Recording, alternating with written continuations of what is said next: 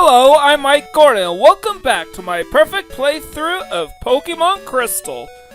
Last time we completed all the Kanto gyms, all 16 badges, we completed our Pokedex, we maxed out our Gil, our coins, our blue card, we got Bueno's number as our disc jockey. And oh yeah, we defeated the greatest trainer in all of the land, Pokemon Trainer Red, from Pokemon's Red and Blue and Yellow. We have a complete TM-HM list, a complete Pokeball list, 30 points, 9,999 coins, all unusable, key items that don't get used up. And I spent a lot of time duping these TMs in my list to make sure they're all maxed out.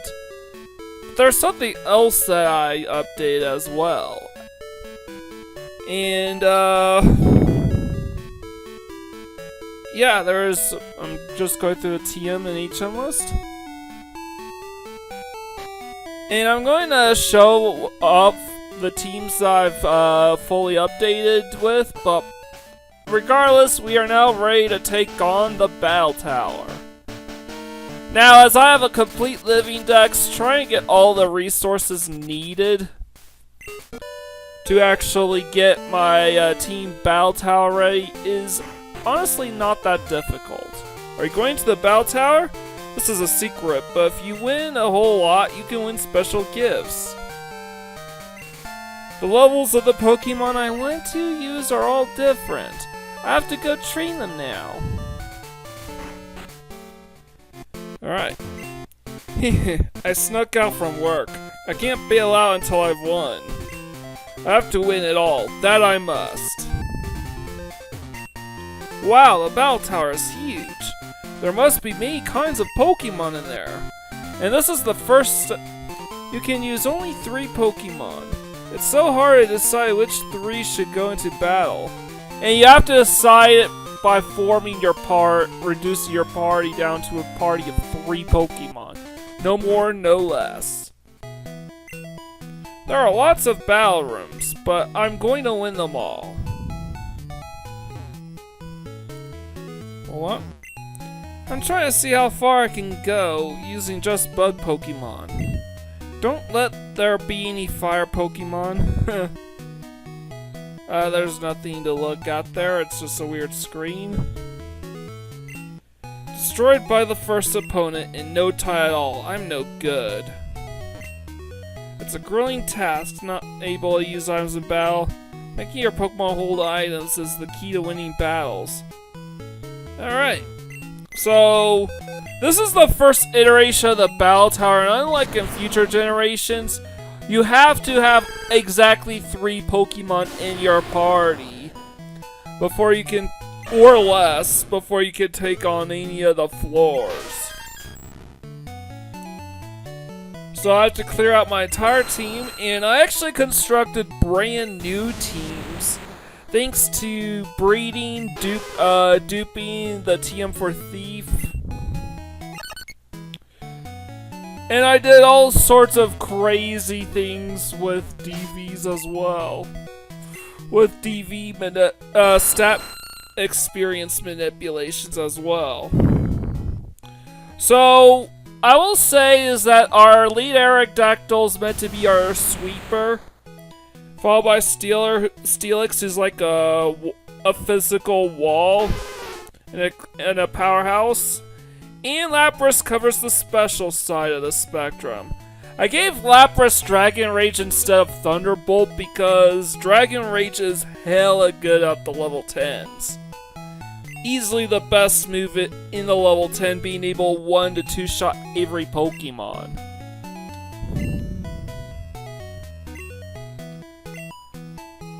So, yeah.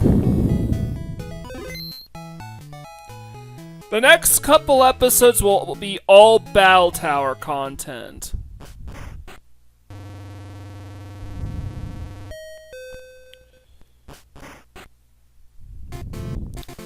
Please step this way.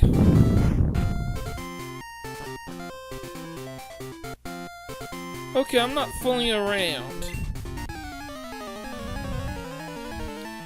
So today we're going to be taking on as many of the floors as possible. And unlike in future generations, which is generally just level 50, level 100, or level 50 or open level, here there are levels, increments of level 10. Now to start, you do have access to the first four floors, which are level 10, level 20, level 30, and level 40. However, in order to unlock level 50 and above, you actually need to defeat the Elite Four first. However, even on these low levels, these teams are really strong. You can't exactly bring your starter Totodile into this, because every single Pokemon here is either fully evolved, or if they're not, they have very good stats. That could make your life hell. You're not dealing with Pidgeys here. So I swapped out my Aerodactyl for Steelix, because I know Steelix can tank Jolteon's attacks. And I can gun for the one-shot with Earthquake. About a very safe and easy switch in. Steelix is also good at coverage with, and of course Explosion to quickly end the fight.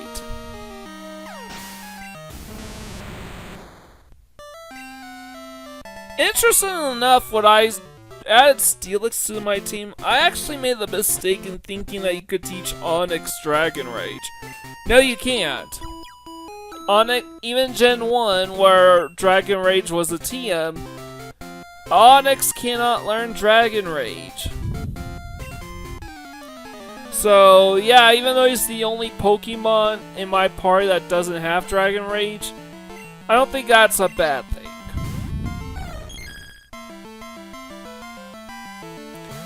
But it does mean that my team has a severe weakness to water. But Aerodactyl can tank pretty much any water type attack just fine.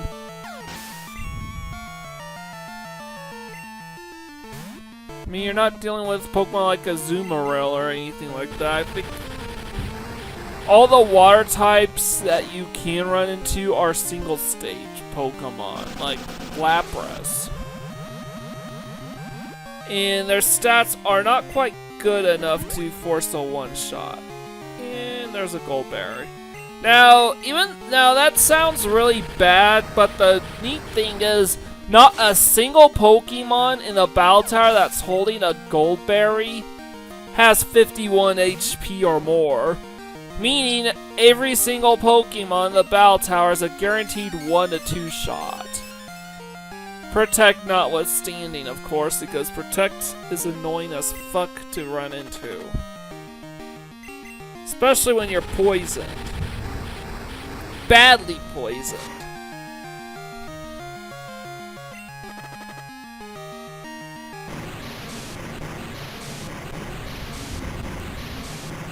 So yeah, this Snorlax happens to know Surf.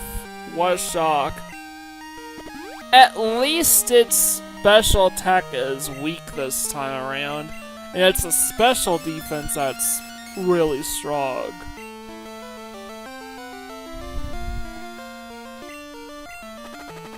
But man, I really hate Protect.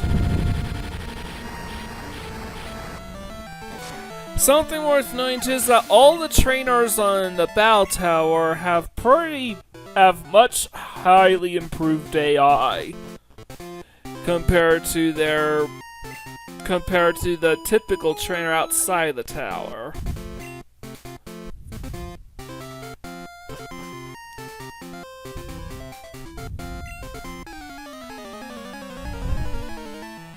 There is also a trainer that sometimes appears by the name of Tajiri, but the trainer names for the most part aren't what's important. What's important are the type of Pokemon you can expect in the tower. And unlike in future generations where there's usually at least some variety, and how on what you can expect from each Pokemon depending on when and where you run into it. In Pokemon Crystal, if you see a Blissey at level 10, that Blissey will always use the exact same moves, like Solar Beam here. I think this Blissey is also holding it's either a Speed Tie or that Blissey is holding a Quick Claw. Because there's no way Blissey is faster than Aerodactyl. But Unknown is one of the few weak-ass Pokemon in the level 10 brackets. But this is the Battle Tower that will set the stage for all future Battle Towers. And at each floor you choose, you have to fight through a gauntlet of 7 trainers. Now, unlike in, say, Pokemon Emerald onwards, there is no facility head for you to defeat. There's no battle points to accumulate. In fact, the reward for clearing each stage of the Battle Tower is about as far removed from impressive as things can get.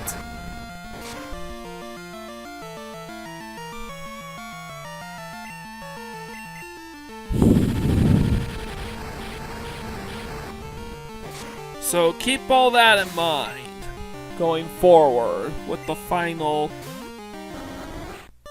Pokemon. And side note, I've only constructed about 4 teams worth at a time because there's no way I can recently get through every floor in under an hour. Something you need to understand, which probably is what caused some of the drastic changes from Gen 2 to Gen 3. Changes so drastic, in fact, that there was no way for the Gen 3 games to backwards connect with Gens 1 or 2. They had to completely start over from scratch with Gen 3 because of this. The stat EXP that you get in Gens 1 and 2 have basically made it so that Gen 2 became the generation of stall tactics. Because of this, competitive Pokemon battling in Gen 2 is extremely toxic and volatile. And I mean it is straight up impossible. Like, it is not fun. The best Pokemon in Gen 2, beyond a shadow of doubt, is Snorlax. Due to just how toxic it is to just run it. And there are many other Pokemon that are just as toxic and volatile as Snorlax in Gen 2. It basically forced them to also rethink how Stat EXP should work going forward, and that's how we got effort values, with the hard cap of 512. No, not 512, 510 in terms of Stat EXP amongst all 6 individual stats combined. Meaning, instead of being able to fully max out one individual stat and then do the same with another, and then another, and another, Gen 3 basically says, at best you can only fully max out 2 stats. Maybe a little something in the third. And you still have to take IVs into consideration as well.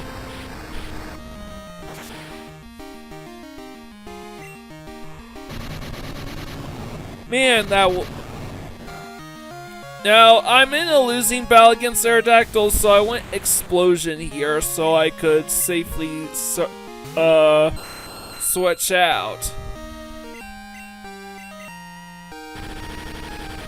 So I hit with Dragon Rage.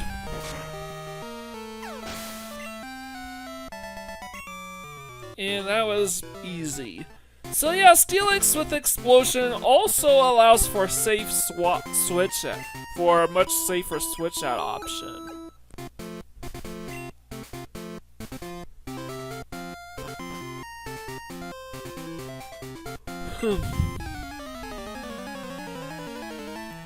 So we're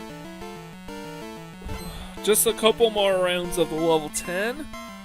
Sneasel should be an easy one-shot.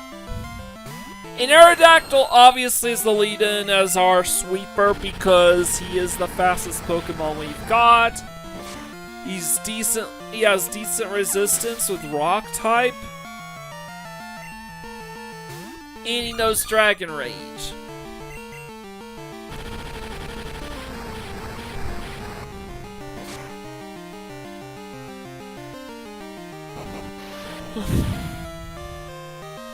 And oh yeah, this Blissey cannot troll us with things like gold berries or leftovers because he only has a little less than 80 HP, and as I said before, no trainer in the level 10 bracket that has 51 HP or more will ever has a gold berry to hold on to.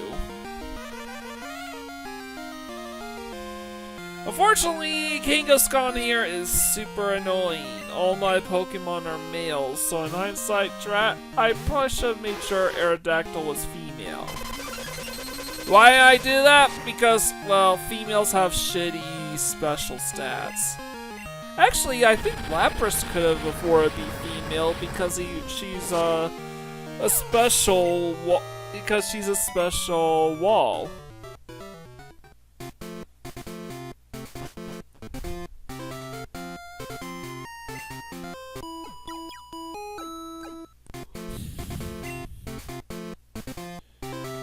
Alright, and last battle for the level 10 bracket.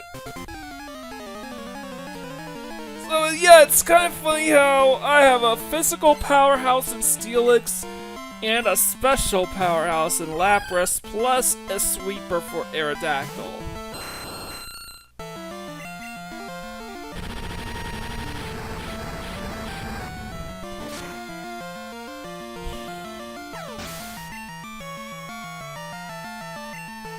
So what else is there to say? And Corsola, luckily has 40 HP or less, so this is a safe one-shot.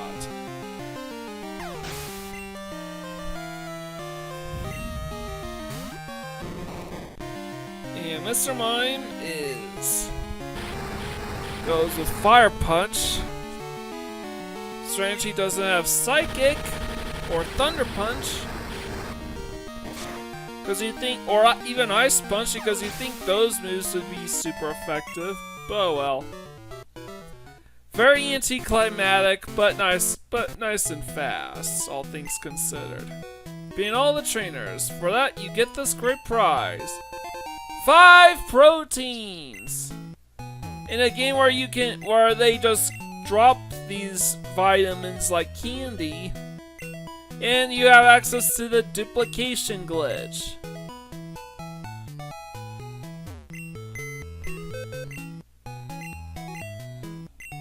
Ugh.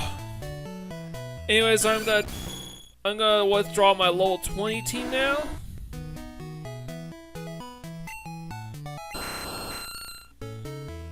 And then I'm gonna drop off my level 10 team.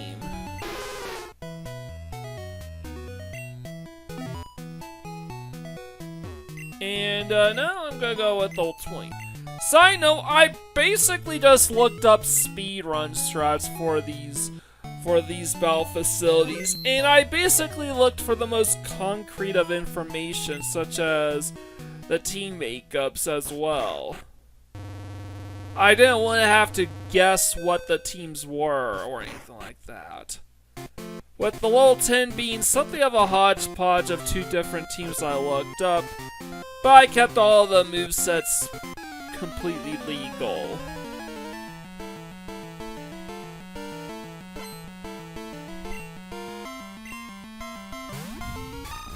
Alright, and Azumarill. I'm gonna set up Toxic.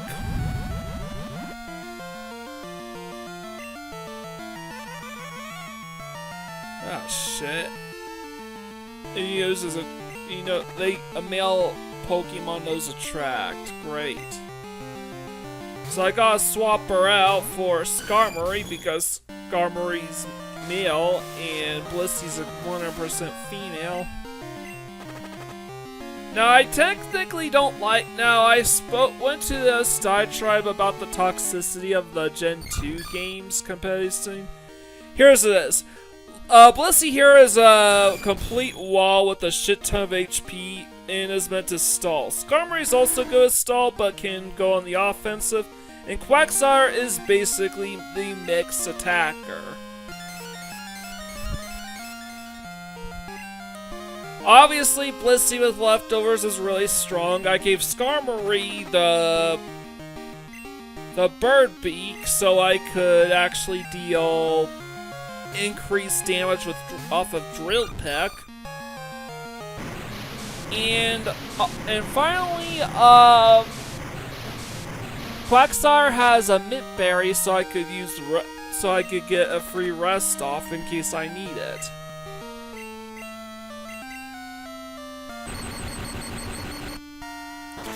So yeah, I was able to whittle him down, and Blissey was able to finish the job after shaking off Attract. But here comes Starmie. So the overall toxic game state of Generation 2 games is why we have the EV-IV system in modern Pokemon today. Through all intents and purposes, Gens 1 and 2 are completely outclassed.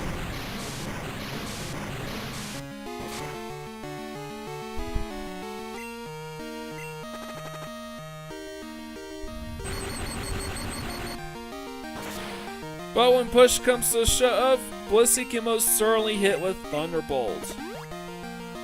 But oh wait, there's a Goldberry right there, which was a real kick in the ass.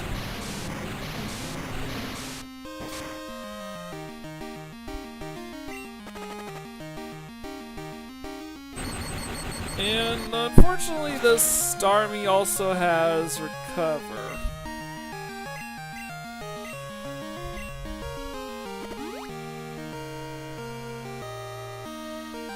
And I decided to use Rest here because I was sort of expecting another Surf, not Recover. For what it's worth, at least Starmie is under Toxic. So I just have to wake up sooner rather than later, and I think I'll be fine for the last Pokemon.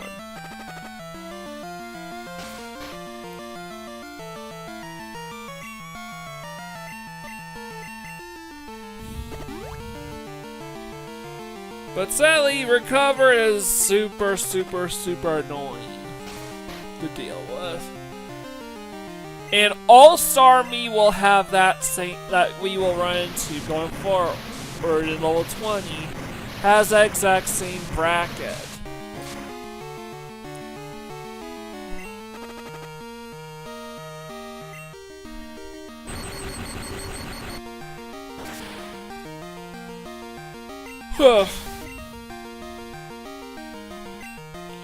Medusa, Miltank.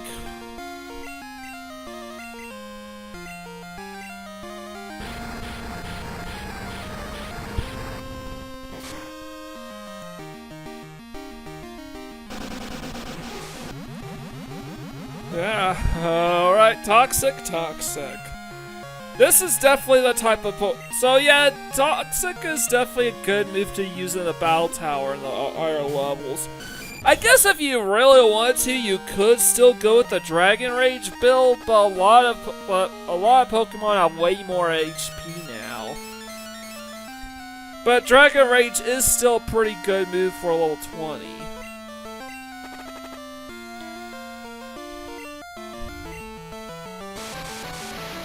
And of course they taught Miltank Thunder, of course. And it paralyzes.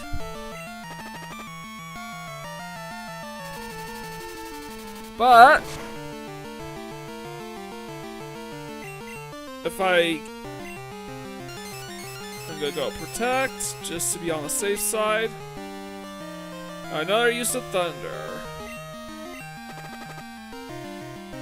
So now, if anything should go wrong,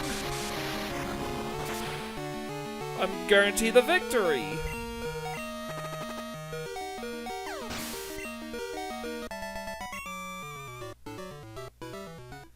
I guess she didn't know milk drink. Wow, a cow with no milk. That's unbelievably sad. And yeah, sorry, but you know, I just won a poker tournament last night.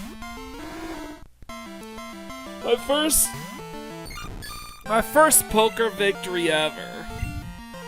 Now, okay, so Quagsire here does not have the same moveset as our Quagsire. It knows Amnesia, so it's clearly meant to be a special wall like our Blissey here.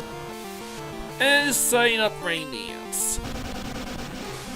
That's perfect because I can set up Toxic. And depending on what he does, I'm going to use Protect. It's very difficult to get 2 protects off consecutively.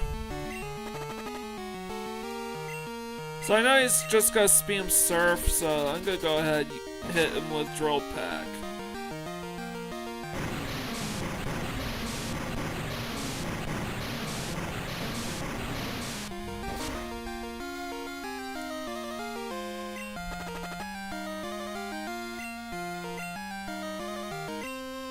So I'm gonna go Protect again in case he has something like... Alright, good. We can finish him off. We are for certain going to be able to finish him off. With our second Drill Peck. And, I'm gonna have to swap out Skarmory for Quagsire here. Because Arcanine is obviously a fire-type Pokemon, he knows Flamethrower. That's kinda scary. Who knows, if I get Earthquake off, I could maybe 1 or 2 shot him.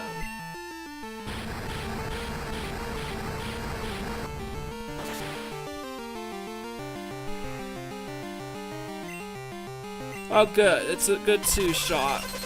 And I can tank the damage just fine. So yeah, I need another... Wait a minute. There's one more battle. Right. Quagsire's done for, I think. So yeah, I'm gonna just... Gotta with Dragon Rage. Yeah, I knew that Swampert was done for. So Blissey is probably gonna be my next bet because I need to hit her with Toxic. Dragon Rage is fine. 40 damage will take 4 turns to kill with that. But at least it's not Hyper Beam. Blissey has insane amounts of HP. And has pretty strong special defense, but the rest of her stats are really, really, really weak. She's basically about really only good as a stall wall. That's it. And of course, all Aerodactyls on this level have a gold berry. I got hit quite weeks with Ice Beam though, so I think Toxic should finish the job now. Oh god damn it. Of course Aerodactyl knows rest.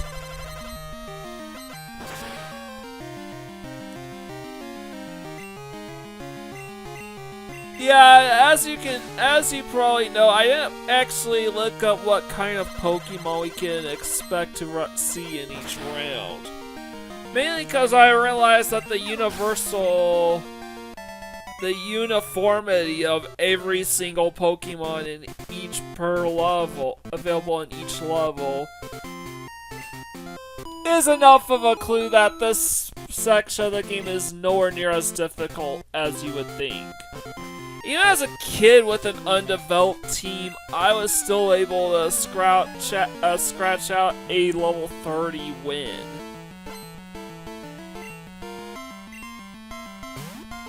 Barely, by the skin of my teeth. Alright, Gyarados knows Thunder is water flying, so obviously I'm gonna hit him with Thunderbolt here.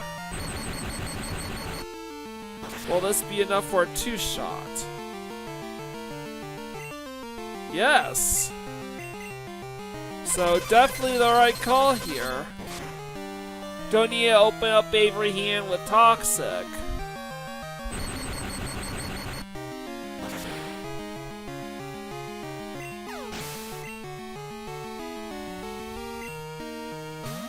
But now we got Blissey versus Blissey, so really, I don't that's out of the question.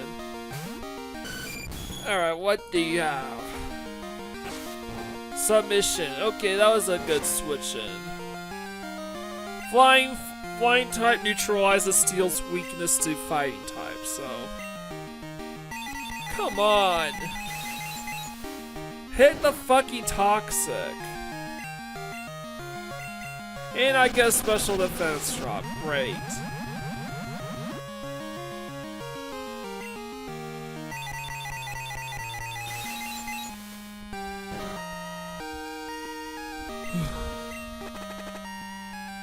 And, yeah. After laying Toxic, after 2 failed attempts, I finally got my power going.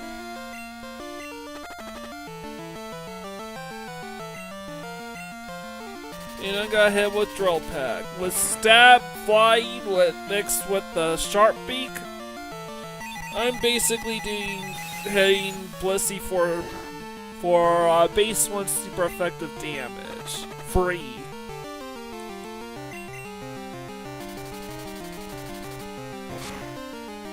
And with that, we've finally been able to finish off Blissey. The trainer's Blissey, the opponent's Blissey, anyways. But now I'm gonna go for Drill Peck here. I'm just gonna go for the nuts, because I don't think Skarmory can survive much.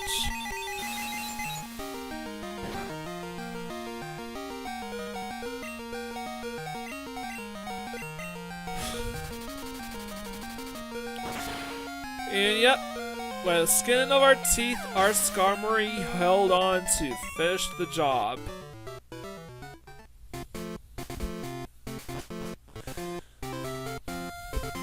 So yeah, I don't really have a whole lot to talk about in this episode because it's just all battling at the Battle Tower. And by the way, even though I technically fulfilled the base conditions of the perfect playthrough in the previous episode, I still need to show off as much content as I possibly can.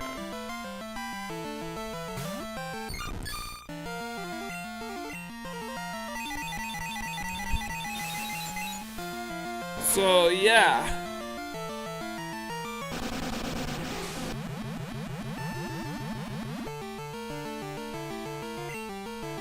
Alakazam's badly poisoned.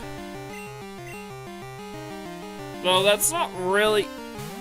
that's probably not super neat to have on Alakazam, since Alakazam is super frail and doesn't have a lot of HP.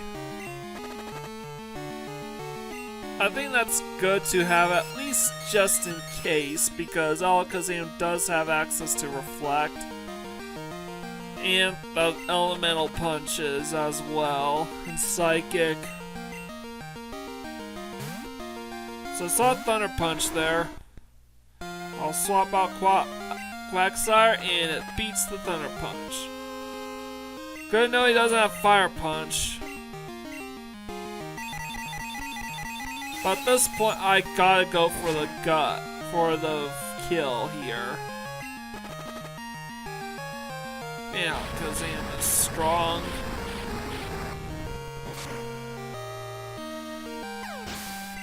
But Quagsire was able to finish the deed just fine.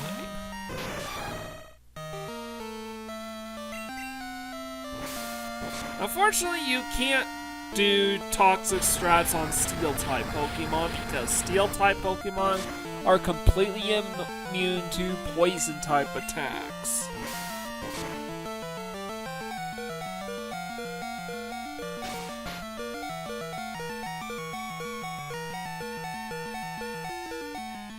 And I went to sleep to get back to full health, and I woke up with a Mint-Berry, so that's nice. Of course, Scizor has Toxic.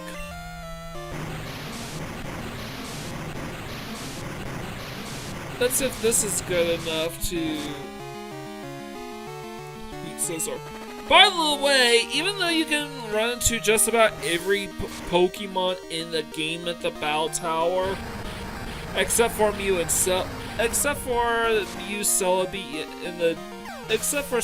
in the Gen 1 legendaries.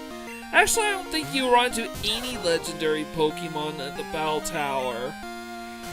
Even though legendary Pokemon are only available level 70 or above. Even though only Lugia, Ho-Oh, Celebi, Mewtwo, and Mew are banned to all levels, outside from level 70 and above.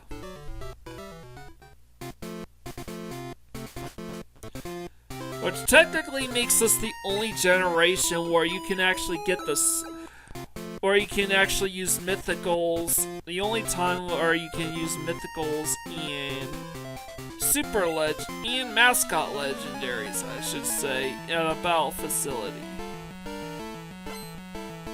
So that's nice.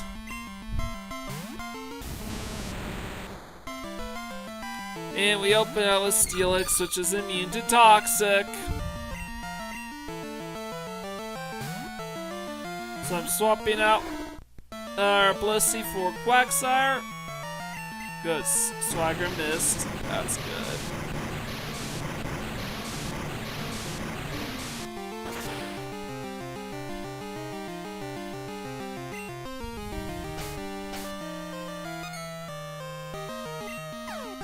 Alright, and of course, Steelix has a Gold Berry. Meaning, from now on, whenever you run into a Steelix, that Steelix is holding a Gold Berry. He knows Earthquake, and I hurt myself in confusion. And this is probably gonna be a 3-shot. Good, Quagsire, you surf.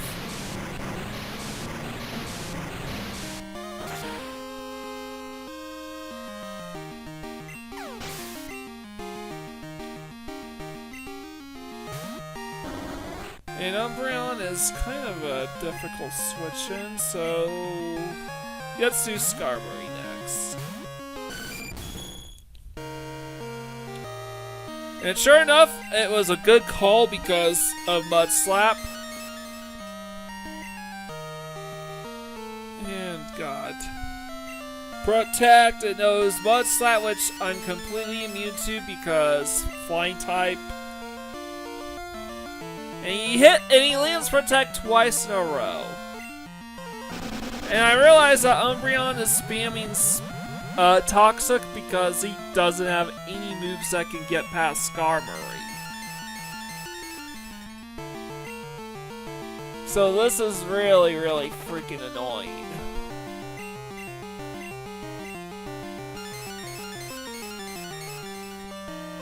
Come on!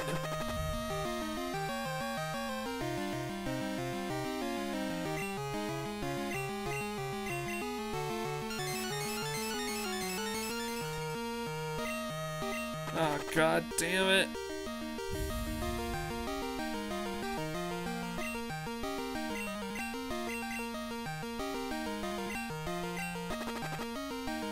Alright, come on, let's go for finish him off.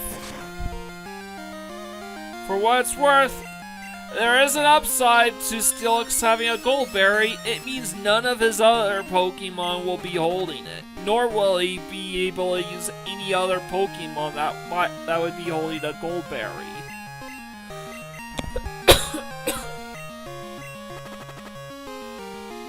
Because you can only... Because there can't be any overlap between... Because there is a hard item and species clause in the Gen 2 Battle Tower, which did carry over to the competitive field as well.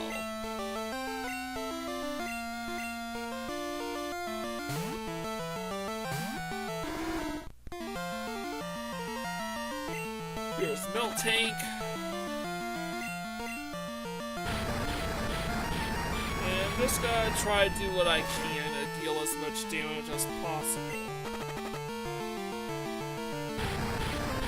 And there's no Earthquake here, but Miltank is really bulky. Will I be able to survive long enough to hit rest with Midberry? Yes.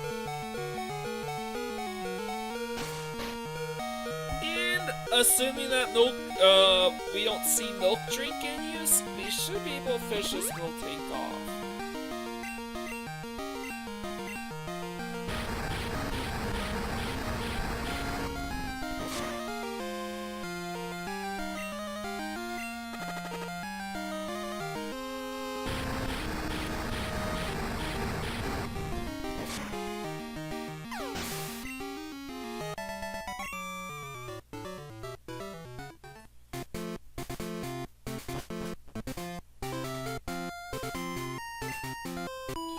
So, yeah.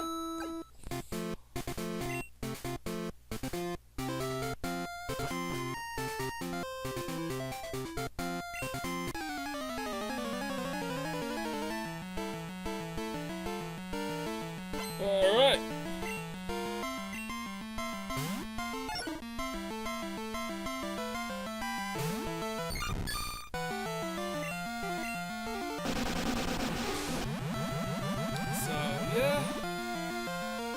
I'm gonna go Toxic with Wigglytuff, don't know what in... Okay, Wigglytuff knows Attract. Of course, it does. Level 20, Azumarill and Wigglytuff are both male Pokemon and know Attract. So start out for Skarmory, and of course, Wigglytuff has Fire Blast! And I guess he also has Blizzard and Thunder. I guess because Wigglytuff's movesets suck. Sad movesets. Because Wigglytuff's stats suck. So I'm definitely gonna have to swap them out for Quagsire here and hope for the best. And I was able to take the Fire Blast. Wigglytuff has good defensive stats, not good offensive stats. And of course, Wigglytuff has a gold berry. I think he's just about out of Fire Blast now. But Earthquake should be able to finish the job. Actually, no. Wigglytuff's more of the offensive Pokemon, but his stats lean towards the physical side.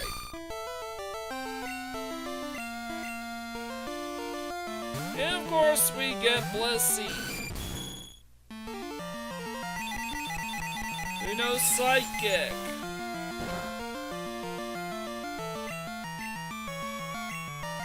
And got a special defense drop. And of course, I got a Toxic Miss. Holy fucking cow, what are the odds?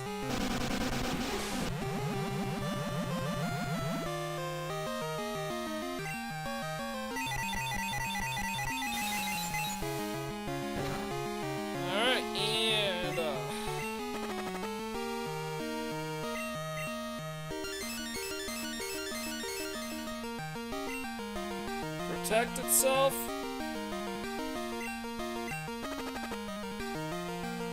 And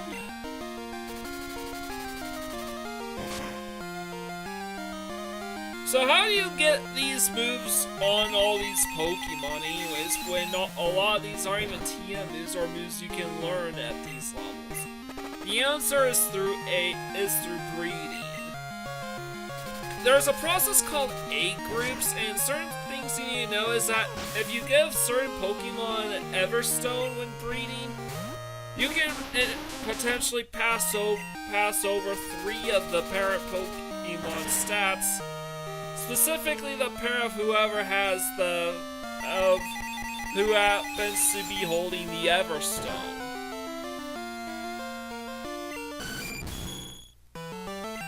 Which is also how you max out are supposed to get Pokemon with max IVs in the first place. Is through these breeding processes. But furthermore, the male parent is what passes on the moves to the offspring, whereas the female parent passes generally. While the offspring takes on whatever gender of the parent, takes on the mother species. It also takes on whatever moves the male the father happens to know, and so on, assuming that they're compatible. Which is why Aerodactyl can learn Dragon Rage. It's because if you meet a female Aerodactyl with a male, let's say a male Gyarados, you get Dragon Rage on Aerodactyl.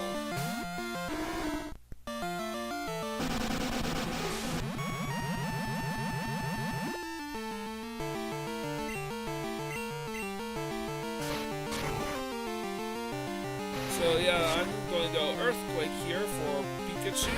That's literally easy.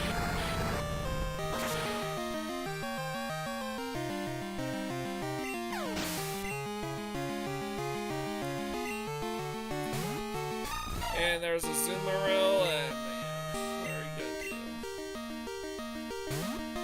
I think at this point I realized I could probably two-shot a Zumarill with Thunderbolt, so I swapped over to Blissey because I think Blissey has the best shot at dealing with a Zumarill. But you also have to I also have to endure the Attract status, which sucks. Please, perhaps. No.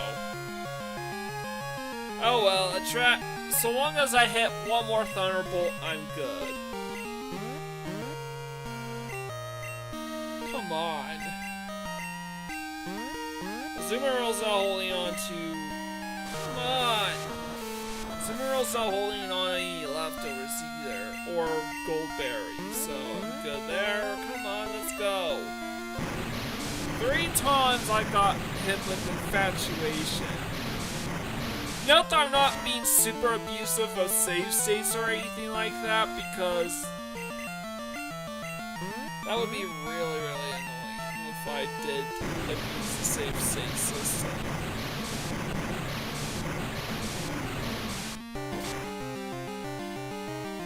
Alright, and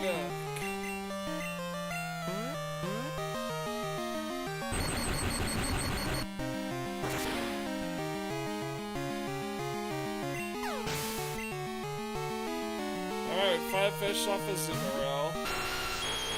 Which means, I'm gonna go Ice Beam on the Nidoking. This is the last battle of the 20th floor. Level 20.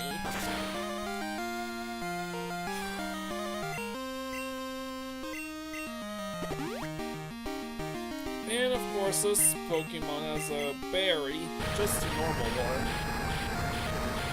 But because Nidoking is part poison type, I can't use Toxic to badly poison it.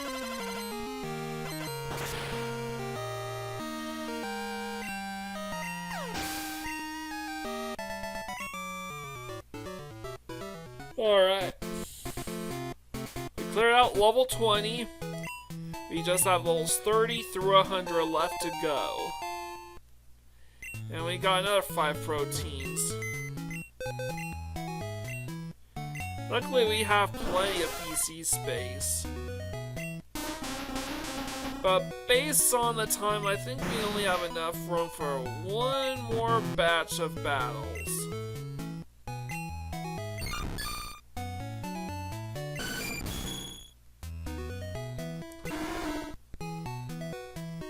So yeah, there's my party of little 30s, and here's the part. Starmie is a special sweeper who holds on to leftovers so he can fully heal. So he can gradually heal over the course of the battle. I gave Executor bright power so he can land Giga Drains and Psychics more easily. And to help evade super effective damage. And Golem here, I gave Focus Band to deal with Blizzard. And, well, you got the gist. I got a physical powerhouse, I've got a special wall in Executor, and I got a special sweeper with Starmie. And now for level 30. The final floor that we'll be doing this episode. Please up this way.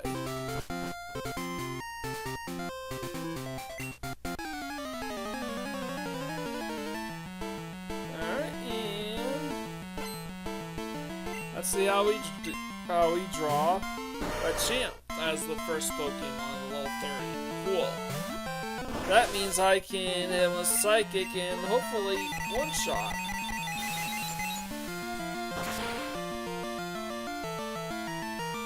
Alright, let's see, let's go. Oh, it's a critical hit. Maybe it isn't enough to one-shot, but it's a hell of a move.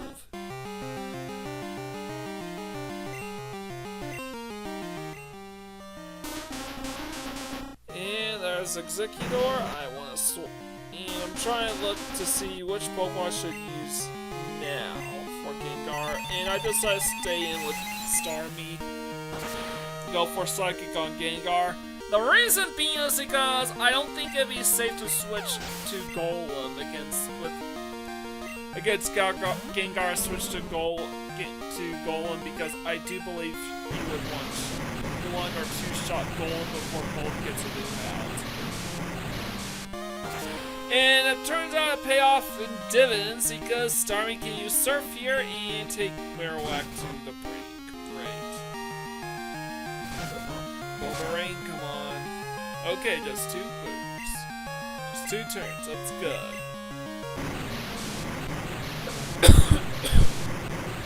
And this is an easy win in my book.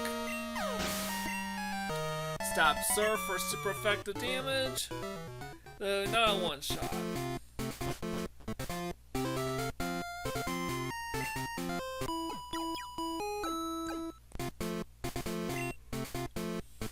And number 20, number 2.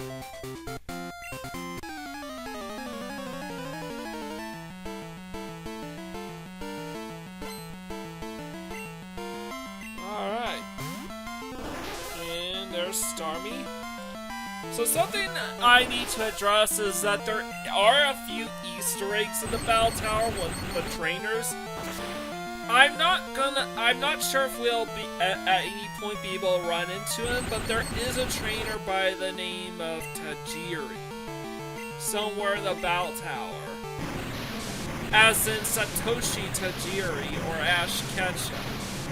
Well, okay, Ash Ketchum was simply the 4 kids' name they gave to the protagonist of the anime based on the protagonist of Pokemon's Red and Blue, who in Red version, one of his default names could be Ash, and that was the name they chose to go with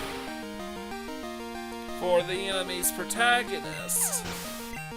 Alongside his rival, Gary, which was actually a default name for your rival in Red, one of the default names in Pokemon Red, or the default name for the protagonist in Pokemon Blue.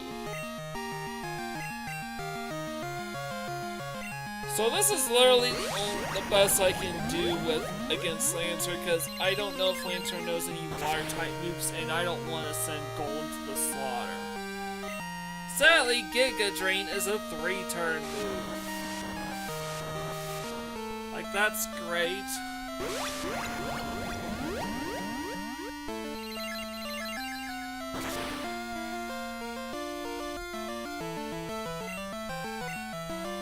Oh, never mind, it got the critical hit.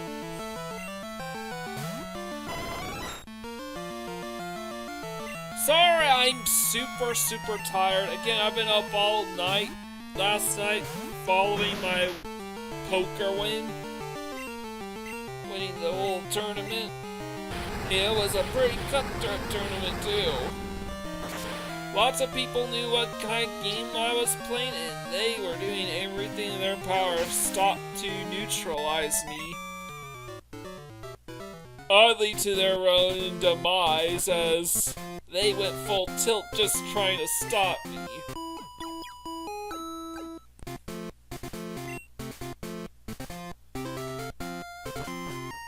Oh, and then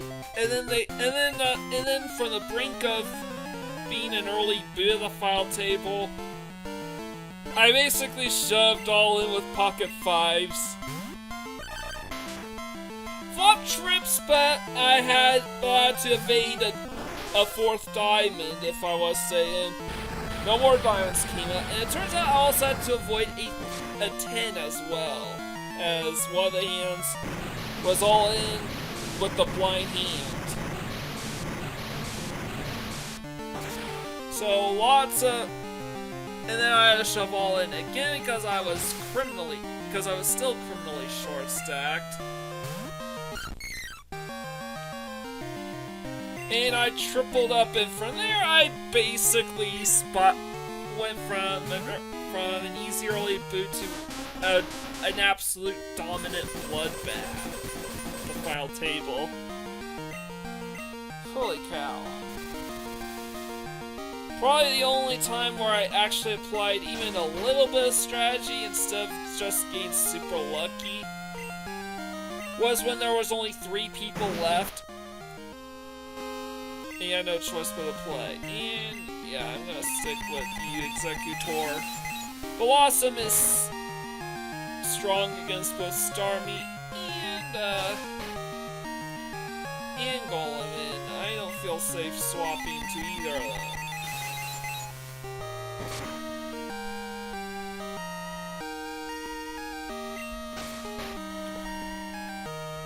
And the craziest thing is, Trips was brought, which I got a couple times, were literally the best hands I got. I could never hit the straight or the flush at any point in the table. I never hit full house or quad. Well, okay, quads are really difficult to hit. And when I did get 2 pair, it was only because one of the pairs was on the board.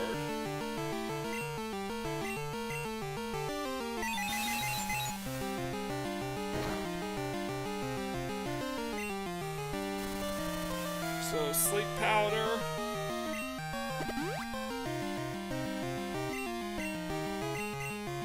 Unfortunately, I had a miracle berry. Jesus fucking Christ. And missed. I'm trying to put this fucking Espeon to sleep so I could swap safely.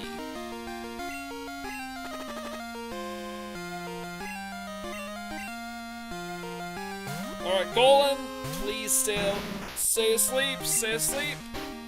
Good, stay asleep. I'm gonna go Earthquake here.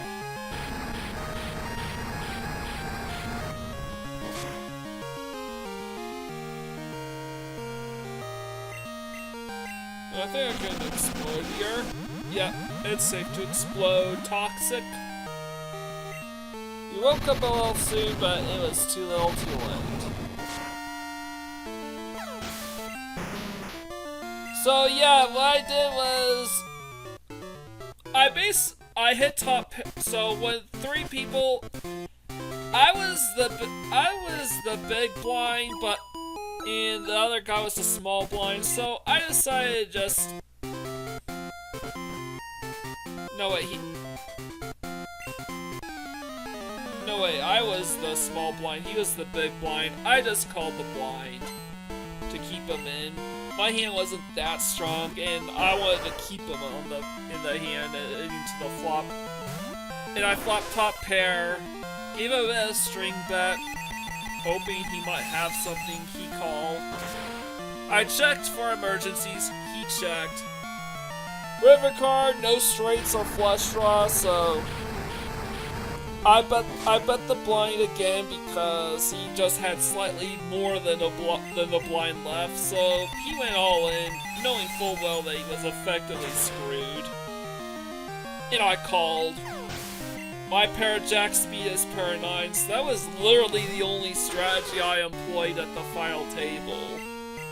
Everything else was luck-based, because I had to, really.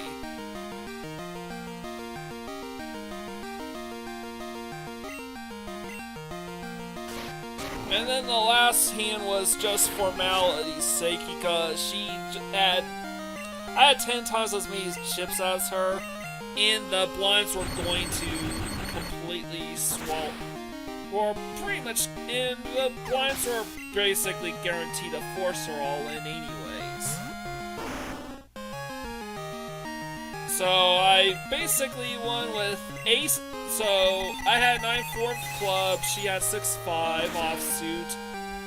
Board hit, flop hits, ace and two jacks. Turn, queen. Nobody can break the board. So I needed to break the board up, but I didn't want to see 6 or 5.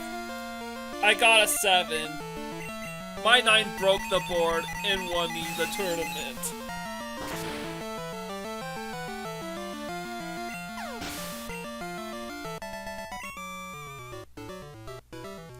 Definitely. So I basically had to take it in for. I literally had to sit back and take it in for a bit because I did not at all believe for 1 second that I was gonna win that tournament. Given how.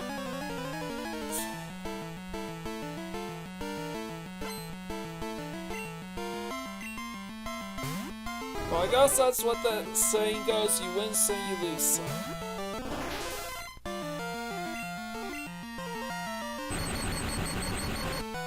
Alright, so Thunderbolt.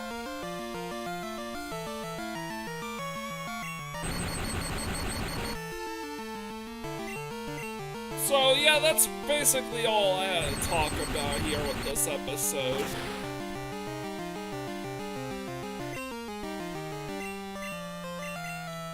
Leftovers, Stormy used Thunderbolt. It's super effective. There goes Stormy. With leftovers.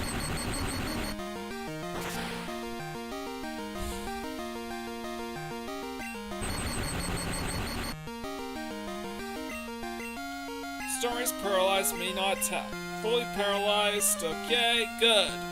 That should be an easy 2-shot. As I have to deal with as I don't need to deal with bullshit here. And it's an Ursa Ring, so I could probably just hit this for stab over and over again until one of us faints. And I'm using Stab Psychic instead of Stab Surf because I'm hoping to hit the special defense drop and make this a 2-turn hit kill. Amazingly enough, Ursa Ring does not know any dark type moves, or does he? Can he even learn Shadow Ball? That's most surprising. So yeah, they basically knew how to jack up the Pokemon and make them a formidable force of nature in this game, Pokemon Crystal, but they don't really know how to come up with super clever strategies for these teams. So in a sense, I would say that Gen 3's Battle Tower and Battle Frontier are still tougher.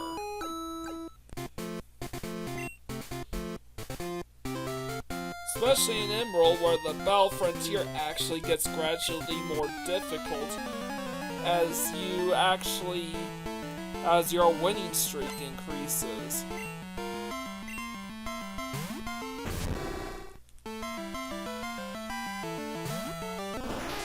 So yeah, Houndoom. I don't feel too confident in you, Starmie, so I'm gonna swap you out for Golem. Sure enough, I was right.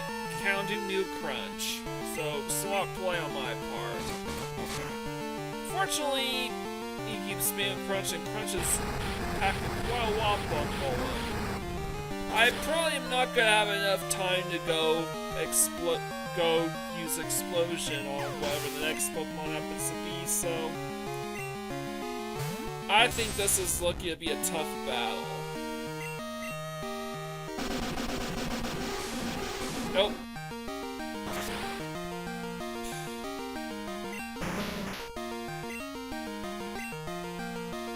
So I guess I have no choice so to stick with Executor here because Grass type.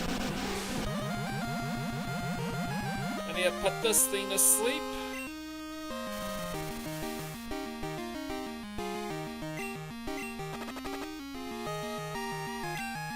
And hope for the best.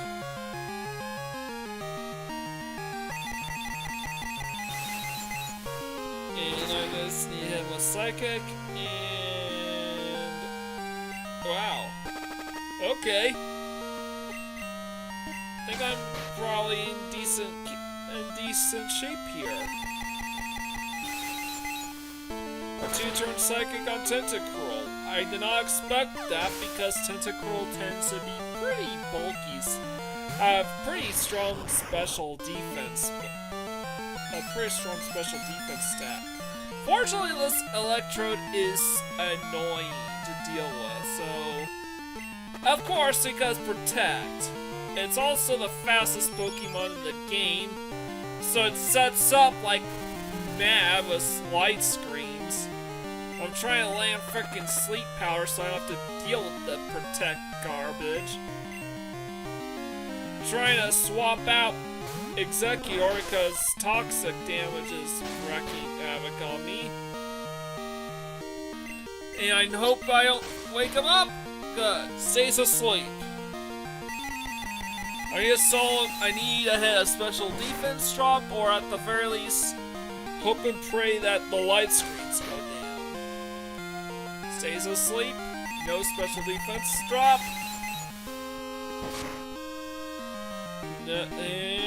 No special defense drop. And good, Thunder Mist.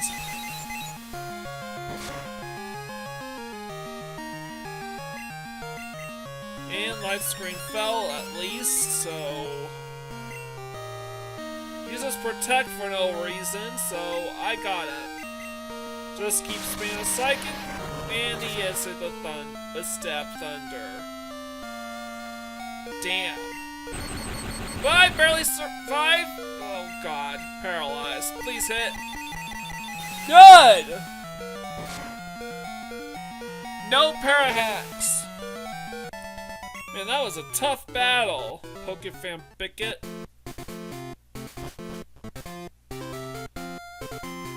Alright, and, man, this went way over an hour.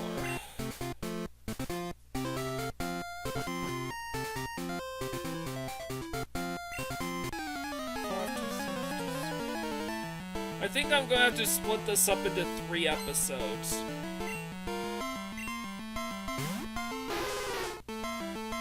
Three, 4 episodes.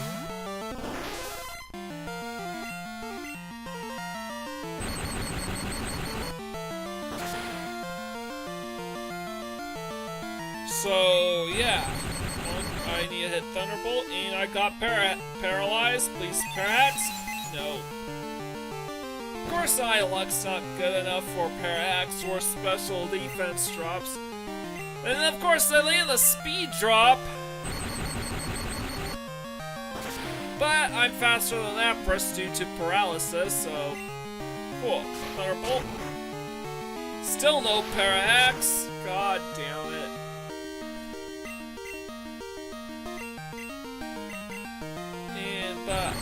you know, a 3-hit kill's not too bad.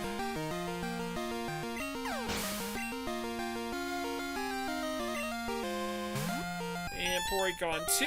And something I need to address that I try to talk about with Scizor is that even though Pokemon like Politoed, Porygon 2, and Scizor will all appear here, any Pokemon you run into at the Battle Tower will not be registered in your Pokédex. The game basically treats the entire battle facility like a Link battle, so to speak, but against CPU opponents. Which is why if you were to say, skim through every single Pokemon at the Pokemon Emerald Battle Frontier, until the only Pokemon you've yet to run into are Mewtwo, Mew, Lugia, Ho-Oh, Celebi, in Groudon, Kyogre, Rayquaza, Jirachi, and Deoxys. Those Pokemon are the only Pokemon not registered in your decks, and even then, just the Mythicals, Mewtwo, Lugia, and Ho-Oh. Those Pokemon, they will still not be added to your Pokédex.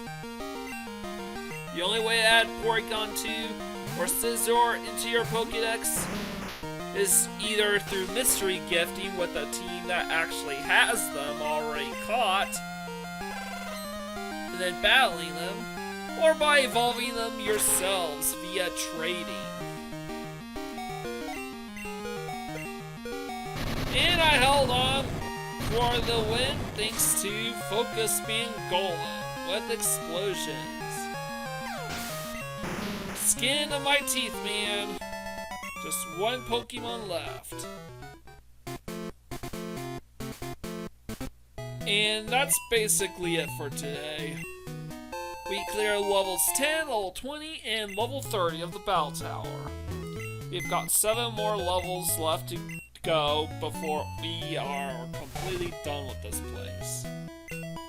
I'm gonna withdraw our level 40 Pokemon and